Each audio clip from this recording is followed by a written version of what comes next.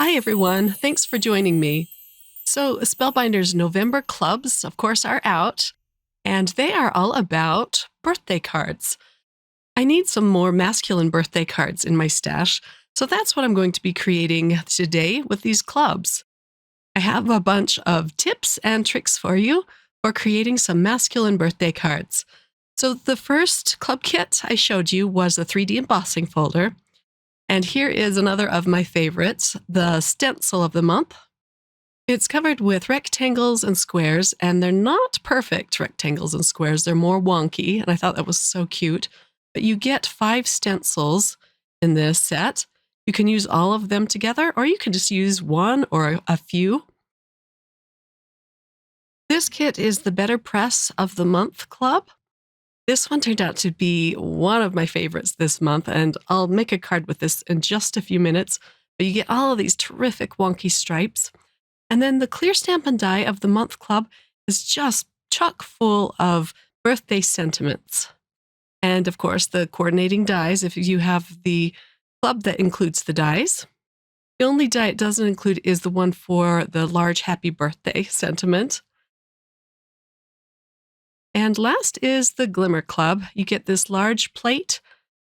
It has confetti, hearts, stars, and polka dots on it. And you can completely cover up an A2-sized panel with this. You'll just have to glimmer it twice.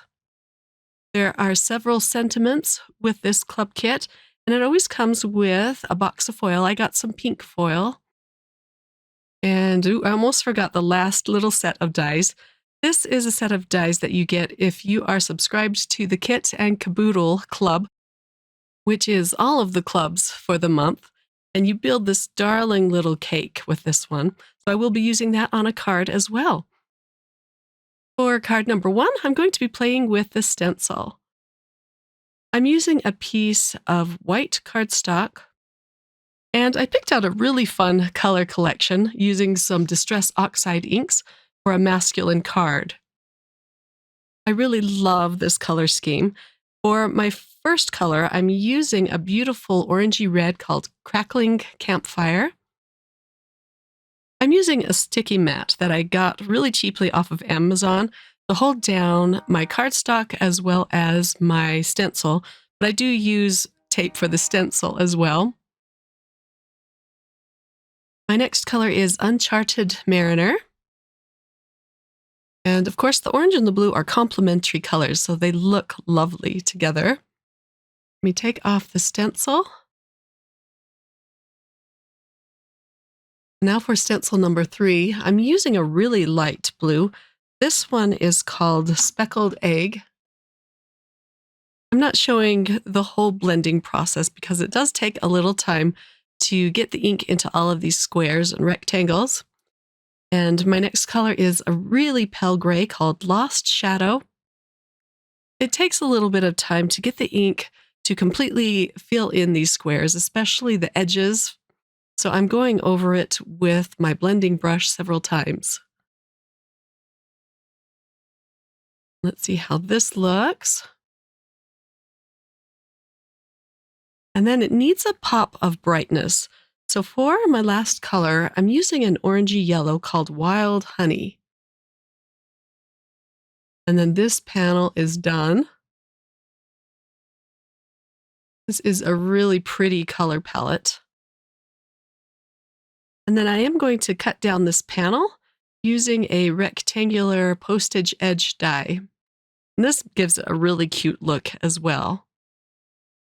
So it cuts off all of the white around the edges.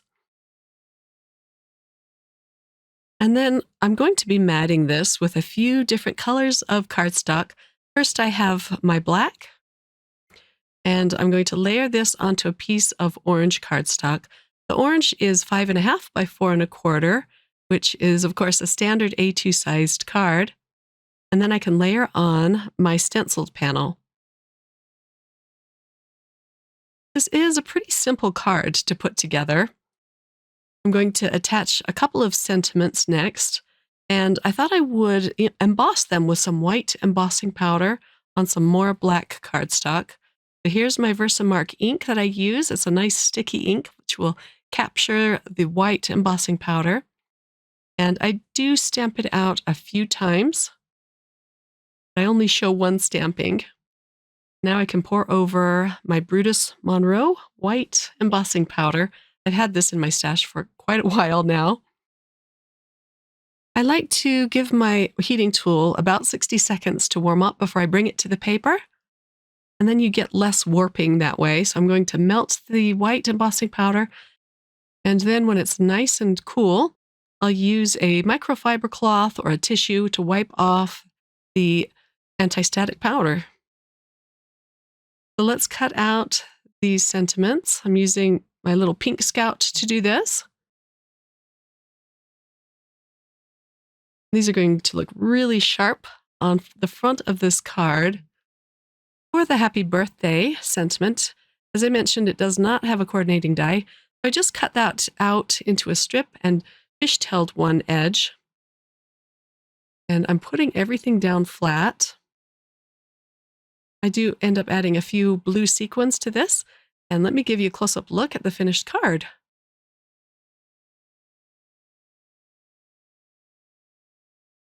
For my next card, I'm going to use the BetterPress Club. I taped down the registration template on a white piece of cardstock so that it would show up really well, so that you could see all of the layering I'm going to be doing. But the cardstock behind it was just a little bit too thick for my machine, so I had to take that out. I have another color selection here that I really fell in love with. These are all BetterPress inks. I have Cosmic Sky, which is a navy blue, Black, Laurel, which is a beautiful bright green, and Pine. 3 of these are new to the shop, and I was very excited to see that they came out with more greens, because all that I had before these came out was the leaf green. So I love all of these pretty shades. And then you can only press out a few of these plates at a time, because like I said, they do overlap. Okay, here is the first impression on this piece of cardstock, and the cardstock is 100% cotton white cardstock. It's called Porcelain. I'll run it through my Platinum 6 just once, very slowly. And you'll see how cute these plates press out. Looks like a paintbrush stroke.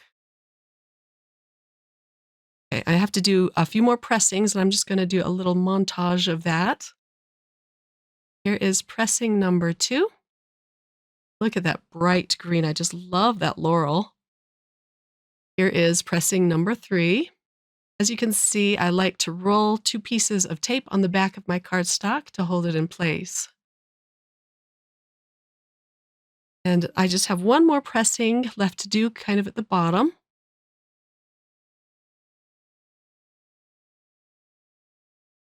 And here is the panel all done. I didn't want to cut this down or anything, so I'm going to leave the piece of cardstock as is and just add a few sentiments. So this was really simple to put together. The plate, the BetterPress plate of the month does come with some sentiments. I'm going to ink those up with some black ink. And again, I'll run it through my Platinum 6. And then what's great about the club this month is that it has coordinating dies to cut these out. So it makes card crafting super fast. One thing I like to do before I add ink to my BetterPress plates is I like to add re-inker to my ink pads. If you do that, you're pretty much guaranteed a perfect dark pressing.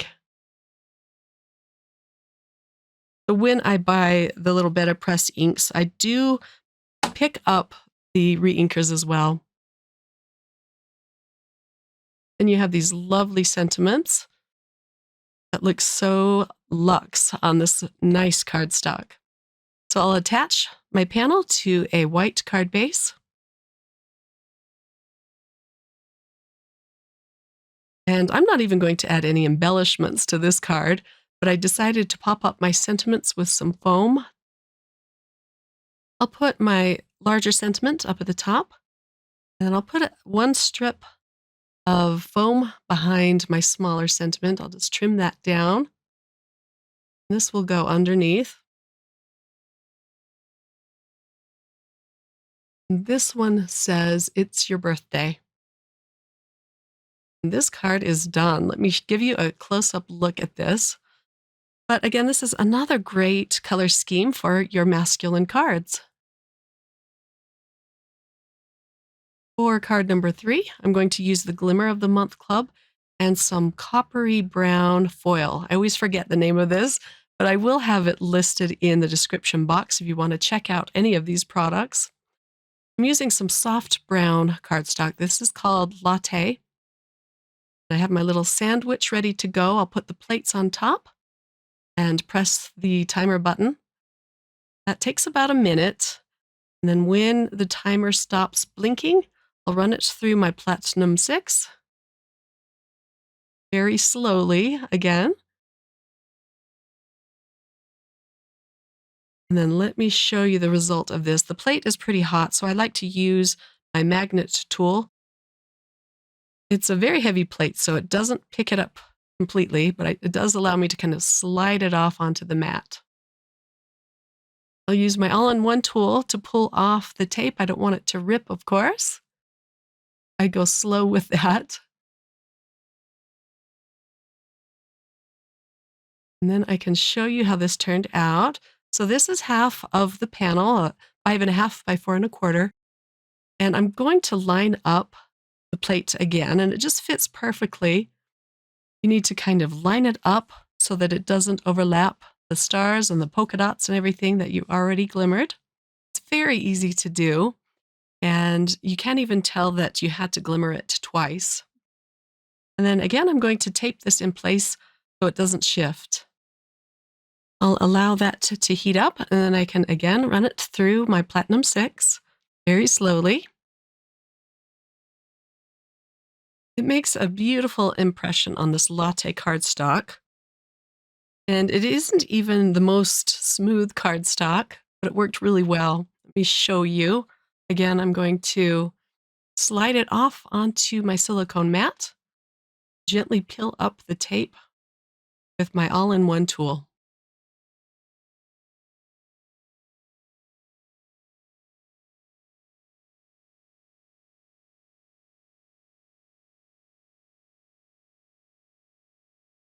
And here is the finished panel. I did this again with some dark brown cardstock called Timber, and I liked the darker brown a little bit better, so I am going to be using it to create this card. I used the same color of foil for my sentiments. I glimmered all of them out. And then it has the coordinating dies. Those are ready to go. And here is the Timber Brown cardstock with gold foiling. And I'm going to use the little birthday cake set on this card. I'm layering a piece of Dune craft cardstock that I cut out with a Deckled rectangle die onto a piece of black cardstock, so it has a little bit of matting around the edges. And then I have a piece of corrugated cardstock. I've had this in my stash for ages. I wish they sold it still. They discontinued this a long time, but it's nice because it gives a little bit of texture to the card. I'll glue this down flat at the bottom corner. Sentiments I'm going to glue down flat at the top of the card. I have 2 more sentiments that I'm going to add to this, but first let's glue the cake together. So as you can see, my color scheme for this card is lots of different browns and greens and a little pop of gold shimmer. I'll glue down the second layer to the cake. The next 2 dies that I'm layering together are the frosting on the cake. So cute and well thought out. Now for the candle. So this whole piece I'm going to glue onto the corrugated brown cardstock.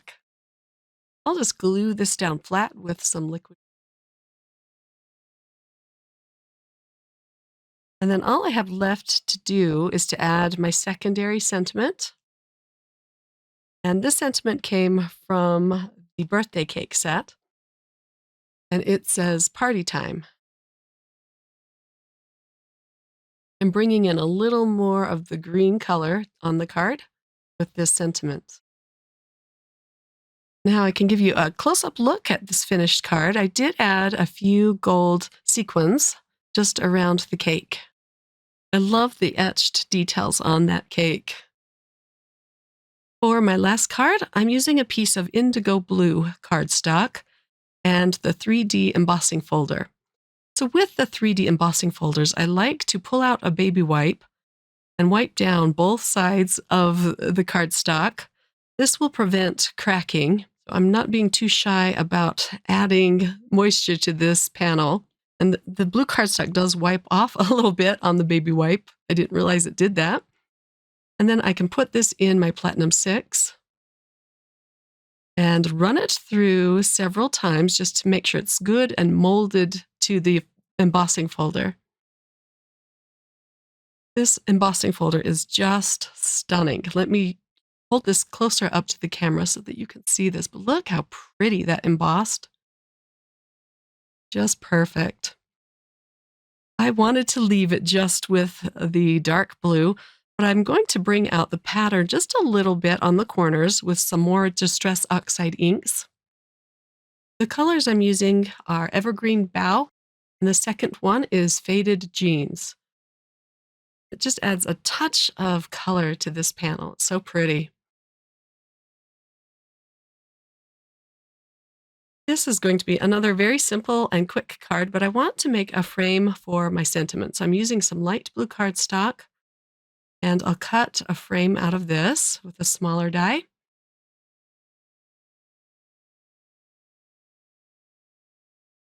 And now that my frame is ready to go, I'm going to actually set this aside for a few minutes and add some white splatter to this panel. This helps brighten up the dark indigo blue. I do have to allow this to air dry. I would give it a good hour. And now for the sentiments. I'm going to stamp these out onto some white cardstock. And I do stamp them out several times to get the sentiments nice and dark, and then I'll use the coordinating dies to cut them out. I wanted my main sentiment, the large happy birthday, to be a different color than my other two sentiments. So I do decide to emboss that onto a piece of indigo cardstock. Let's pop up the frame with some foam strips. All of my sentiments are going to be popped up. So here is my heat embossed happy birthday. I used white embossing powder for that. I fishtailed either end. And next is the yay. For masculine cards, I do like to go heavy with all of the sentiments. And my last sentiment says best wishes. I end up adding a few light blue dots around my sentiments. Let me give you a close-up look at the last card. So I hope you enjoyed my video today and got some tips for making some really fun masculine cards. All of the links, as you know, are listed in the description box if you want to check them out. Of course, you have to just click on the More button in that box, and it will expand down to show all of the links. Happy crafting, my friends. Until next time. Bye.